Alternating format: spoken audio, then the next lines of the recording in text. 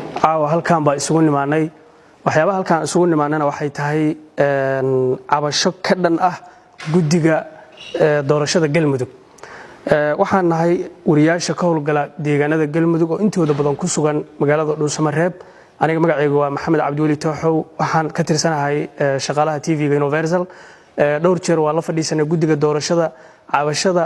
aan qabnaana waxay tahay wararka ka jira deegaanka ayaa inta badan anagu waxaanu nahay dadka aanan helin sababta aan ku helinna waxa ay tahay guddiga dhowr jeer waxaan u sheegnay in xarumaha anagu aan ka howlgalno ee halkan aan uga warano in ay ina soo weydiiyaan 24 saac wararka ka jira deegaanka guddiguna waxay noo sheegeen in ay arintaasi waxa way wariyaasha ay ka raali gelinayaan waxaan cabasho ka nahay shaqsi xafiiska ra'iisul wasaaraha ka tirsan oo cameraman u ah oo loogu talagalay inuu wax sawiro ayaa shaqadii beledka ka jirta gaar ahaan doorashada galmudug wuxuu isku dayaa inuu wax walba inta soo duubo oo meelaha aan ka howlgalno oo u diro ninkaasna waxa lagu magacaabaa Beesani waa shaqo aan loogu talagalin buu hayaa waxaan guddiga dhowr jeer aan kala hadlay arintaas in naga la daayo laakiin waa naga la day waay waxaan xarumaha aan ka howlgalna aan ku wargelinay in arintaasi ay taagan tahay taas ayaa inagu kaliftay caawa in aan halkan inta isugu nimaan anagoo ka kala nimaanay Guraceel Caabudwaaq Gaalkacyo Hobyo Cadaado iyo waliba meelo kale oo ka tirsan deegaanada galmudug waxaana u nimaanana waxay ahayd in aan ka hadalno doorkii warbaahintu ay ku lahayd in ay tabiso doorashada galmudug oo ka maqan halkan guddiga hore ayaan u sheegnay maanta waxa la doortay gudoomiye ku meel gaar ah oo golaha baarlamaanka cusub ee galmudug iska doorteen guddi doorasho waa la sameeyay waxa uu isku dayayaa shakhsigaasi in uu wax walba oo halkaas ka socdo inuu warbaahinta madaxa banaan uu ka hor istaago waxaan codsi u nahay aan madaxda halkan ku sugan aan u sheegaynaa cod dheer iyo cod gaaban aan ugu sheegnay in arintaasi wax laga qabto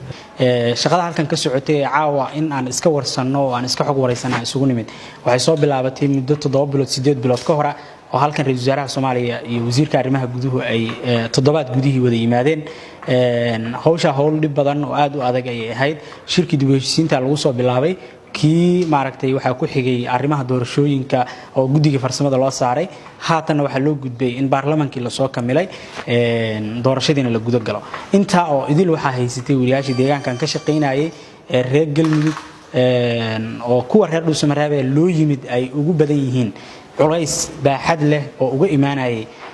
team ka socday xafiiska ra'iisul wasaaraha oo halkan yimid 8 bilood ka hor markii ay yimaadeenba waxa ay maaragtay aad u maquuniyeen oo maaragtay u caburiyeen wariyaasha halkan ka shaqeynayay waxa la isugu kaana daray caburin caga jugleyn iyo xaqiraad joogto ah oo wariyaasha deegaanka lagu sameeyay waxa dhacday in wariyaashu ayagoo adeegii fulinayo oo kaamirooyinkoodii iyo shaqadoodii wata marka ay tagaan xaruntii shirku ka socday irdaha laga soo celiyo inta gacmo laga soo hadlo ayadoo shakhsiyaadkii ra'iisul wasaaraha ka socday xafiiskiisa ay gacmadii ka soo hadlayeen wariyaasha laga soo celiyo ayagoo shaqadii iyo waajibkii ay u socdeen bulshada u wada jeedo halkan waxaan rabnaa marka inaan ka cadeyno kulankeenan iyo hadalkeenan waxa ka horeeyay kulan aan la qaadanay ra'iisul wasaaraha Soomaaliya Xasan Cali Khayre oo wariyaasha dhamu ay u tageen waxa ku xigay kulan aan la yeelanay guddiga dib u heshiisiinta iyo kii doorashada ee waqtigiisu hadda u dhamaaday farsamada saddexda arin maaragtay saddexda qolob waxaan kala hadlaynay dhibaatadan haysatay oo ahayd arin baaxad leh arinta caawa markaan ugu soo beegnaa waxay tahay in dhibaatooyinkiina loo geystay iyo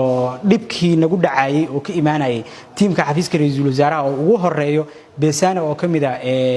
cameramanada xafiiska ra'iisul wasaaraha ama sawir qaade ka ah xafiiska ra'iisul wasaaraha oo deegaankan la keenay 8 bilood muddo ku dhow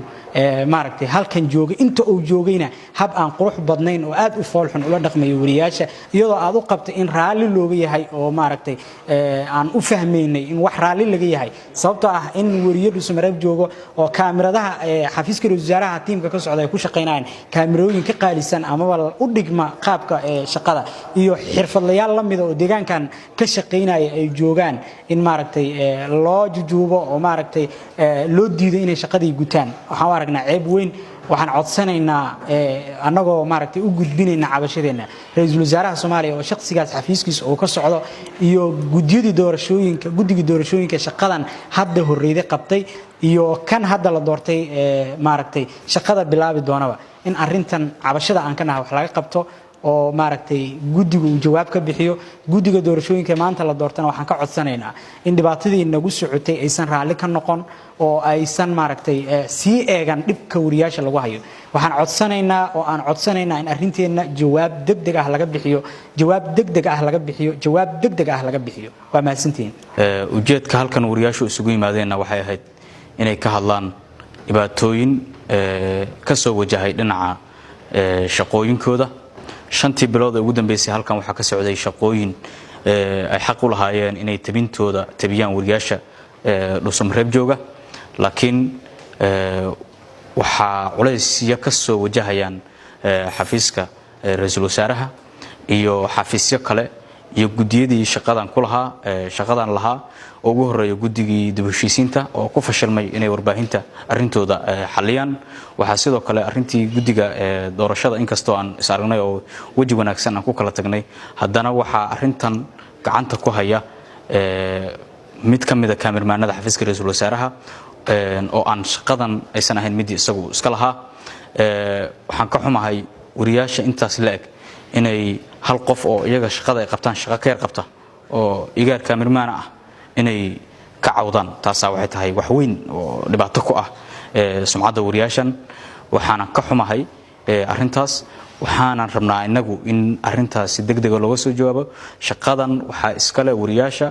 ujeedka ugu weyn halkan isugu nimidna waxay ahayd inaan isku sheegno inaan shaqo joojin marka koowaad samaynay marka labaadna aan dirayno baaq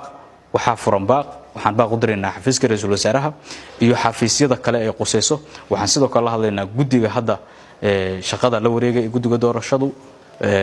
iyo guddiyada soo socda shaqooyinkan sii gali doona inay ka baaqsadaan waxyaabihii ay ku fashilmeen guddiyada ka horeysay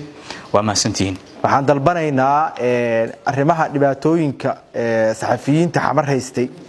inaan loo soo wareejin saxafiyiinta galmudug waxaan soo jeedinaynaa in kaamiramaan xafiis siyaasadeed ama xafiis hogaamiye ka tirsan uusan qaadan doorkii ay lahaayeen saxafiyiinta deegaanadan galmudug jooga ka howlgala dhowr bilood ayay deegaanada Hobyo iyo Gaalkacyo iyo Cabud Waaqi iyo Cadaado wartabiyaashii ay ka yimaadeen oo halkan ay joogeen waxayna intaas ka shaqeynayeen inay riboodadii iyo warbixinadii gudbiyaan marka hadii caqabado xayndaaban ay joogtaa u dhacayaan waa loo dul qaadan waayay caawana shaqo joogtaas la sameeyay ra'iisul wasaaraha toos ula hadlaynaa dadka kale ay qusaysan la hadlaynaa gudiyadii hore loola fariistay oo arrintaas xallin waayo ku guul daraystaan la hadlaynaa ragga cusub iyo gabdhaha cusub ee baarlamaanka ah soo baxay warbixinadoodii dhaarintoodii deegaanadii ay ka soo jeedeen dhaartoodii inaan u gudbino la hor istaago caqabada lagu noqday haddana doorashooyinka ay sameynayaan aan ognahay in wax caqabado jira ay ku xayndaaban yihiin arrimahaas oo dhan aan u gudbinaynaa daneeyaasha oo dhan aan u sheegaynaa doorkeenii hore oo aan gudanay waxaan ku gudanaynay isxilqaannimo iyo wax la yiraahdo rakarooni haddana waxaan rajaynaynaa in arrintan wax ka qabasho degdeg ah loo sameeyo qarmaasantiin waxa nasiib darro ah maantayto ayadoo dalku uu yahay dal federaal ah in caburin saxaafadeed weli ay ka jirto qaybo ka mid ah dalka waxaan mar labaad iyo mar saddexaad ba cambaaraynayna dadka ku shaqul leh hawshaas oo weliba uu ugu horeeyo ama ay ku jiraan qaybo ka mid ah ama xubno ka mid ah xafiiska ra'iisul wasaaraha oo shaqadan gacanta ku haya waxaan mar labaad iyo mar saddexaad aan fariin u diraynaa guddiga cusub ee haatan shaqada la wareegay oo ka mid ah xubnaha baarlamaanka ah oo shaqadan wadi doona ilaa heer madaxweyne waxaan leenahay wadadii guddigii hore maray inayna marin waxa weeye sida wariyaasha hore ay sheegeen waxa gabi ahaanba wariyaasha meeshan ka howlgala ay saacadan laga bilaabo ay joojiyeen shaqadii ay ka hayeen magaalada Dhuusamareeb qaasatan hawlaha doorashada ee ka socota meeshaani waxaana rajaynaynaa in arrinta ama hadalka iyagu uu gaaro cid allaaliye cidii uu quseeyo